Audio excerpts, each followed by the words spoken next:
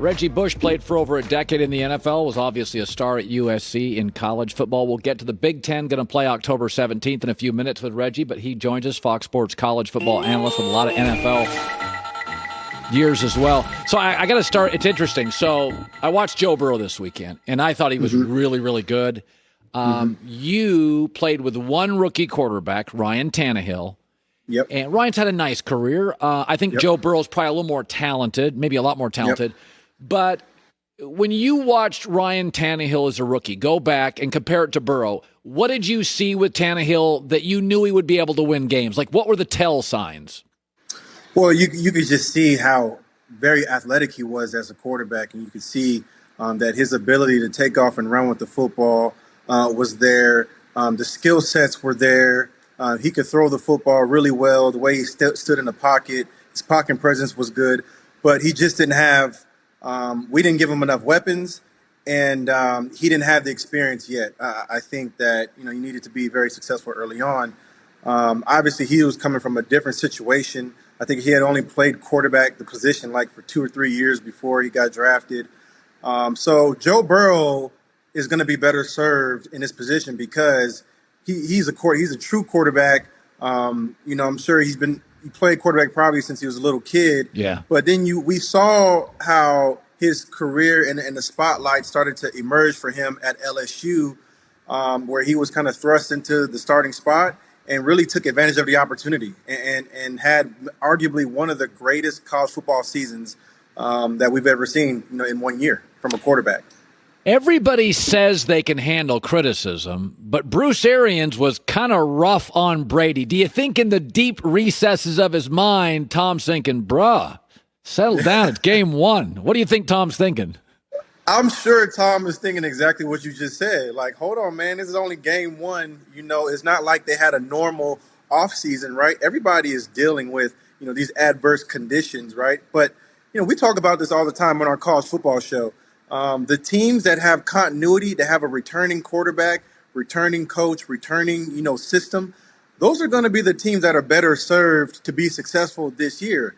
Tom Brady's coming from New England to Tampa, different environment, different teammates, different circumstances, and then you're asking him to go into New Orleans, the 3-time NFC defending champs, and to beat, to beat the New Orleans Saints, which is hard for anybody to do.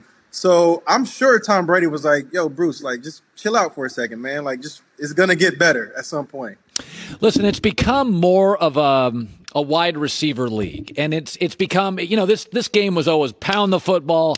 It's not like that. The quarterbacks move. The rules are different. Wide receivers matter more. OBJ's talented, but the grass isn't always greener. He's getting 4 catches a game. In New York, he was getting 6.5, 7 catches a game. And this team's worse than the Giant teams. And have you ever been in a locker room? And listen, I'm not being critical of pro athletes. If I was a wide receiver in the NFL, unlike the NBA, I'm probably playing for 7 years. That's my prime. It's small. You can get OBJ's had injuries. Did you ever play with somebody? Because I think OBJ, if this is a bad September, I think OBJ is about done with it in Cleveland. He's about done with it because he's a super talent and he's disappearing. I mean, Reggie, he is disappearing in the NFL. Did you tell me what a player thinks when you're talented, you want to be a team guy, but your career is short, you're a star, and you're not getting touches? What is it like?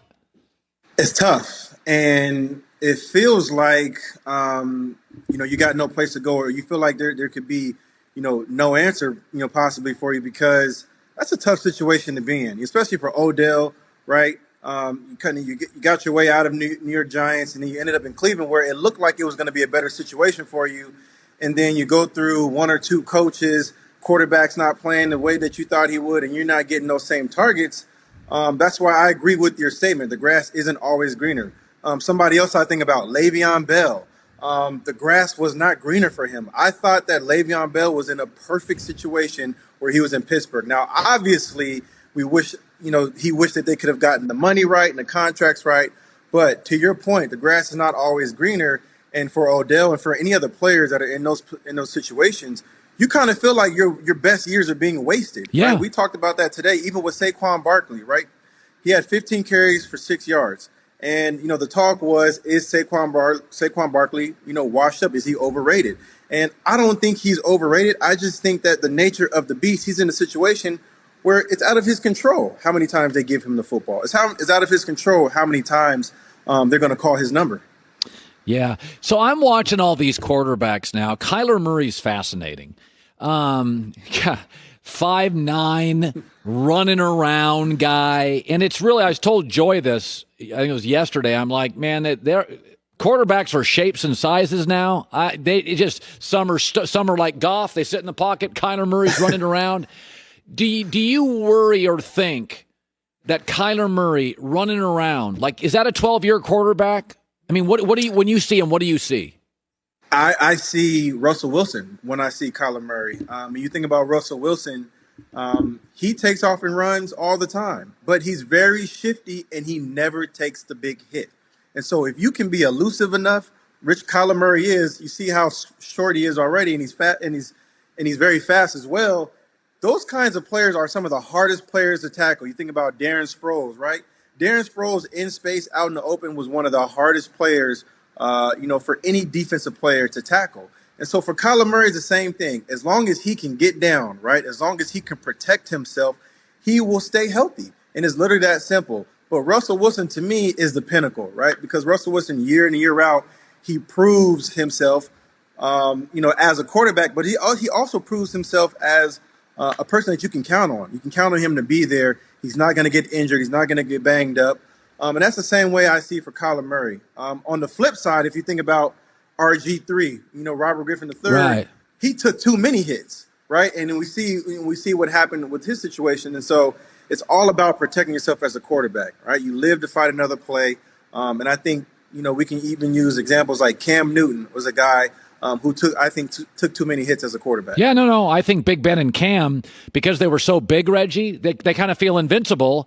And all of a sudden you wake up one day and Cam and Big Ben are limping around. It's like you just can't take 260-pound defensive ends banging on you. So the Big Ten, according to a story this morning, is going to play. And I'm a big believer in social distancing. I'm a big believer in masks. But I also believe you should have the right to either go to school or go to college. And if you don't want, you shouldn't be penalized. But if you do want, you shouldn't be penalized. I think it is kind of free will. You do, but I do think you should opt out as an athlete. You don't get penalized. You don't lose your Scully. That's my reaction to today's news. I'm happy for the Big Ten. Where's it land for you? I'm happy for the Big Ten because, for one, I think going forward, we need uniformity across college football. We cannot have 3 conferences playing football, and then you got 2 other conferences that are kind of left out there by themselves trying to figure out a way to best handle and navigate through the coronavirus, which is something none of us have experience in, right? But at the same time, college football, we're all in this together, right? We can't have 3 of our conferences playing and 2 other conferences that are trying to figure this thing out because there's too many great athletes amongst all these conferences. And they all deserve a shot, right? We just want to make sure we give them a fair and safe shot to play a football season. And so that's why I say we need uniformity, maybe one commissioner, maybe one medical doctor that's speaking, for everybody, instead of having all these differences in opinions. And then you see how things kind of unfolded to where we are right now, praying and hoping that the Big Ten, does take off. And then where are we left with? We're left with now the Pac-12, kind of looking up at everybody else. Yeah. By the way, I got to circle back to the NFL. So I watched a couple of teams this weekend, and most of the teams that I thought were good were good. Most of the teams I thought were bad were bad. And when you're on a team that's not good, you're trying to convince yourself. I'm watching the Giants last night, and I'm like, this isn't great. This is not great. And I'm watching a couple teams this weekend, and I'm like Cleveland, I'm like Cincinnati, I'm like, this is probably not going to be great. When you're an NFL player, when are you finally realistic? Like, what week is it that you go, okay, we're not good? I would say that's probably about week 5 or 6. You really know, okay, are we 1-5? Are we 1-4? Are we 3-2? Like, where do we stand? Are we 2-3, right? But about week 5 or 6, you really kind of know what kind of season you're in for. And I've been on both sides. I've been on the sides where I was in New Orleans, where we started off on fire, winning every single game, and I was like, okay, we are going to be nice this year. And then I've been in other situations where I was in Miami, or whether it was Buffalo or even Detroit, where we started off pretty bad, and you just knew what kind of season you were in for. I'll never forget when I was in Miami. I actually knew in training camp we weren't going to be that good because we had fights literally every single day. We had the same players showing up late almost every single day, and then they showed up on the football field. So players definitely know, though. Everybody has that clock in their head when they know, and it's usually about week 5 or 6. How depressing is that? Reggie knew in preseason it was over. That's depressing. God, that's 4 months of hell. You got beat on for a training camp. Oh, God, Lord. Reggie Bush, good seeing you, bud. Yes, sir. Thank you, Colin. Hi, everybody. Thanks for watching. Subscribe here to get the latest from the show. Also, be sure to check out more of the best clips from The Herd or go watch a few segments from other shows on FS1.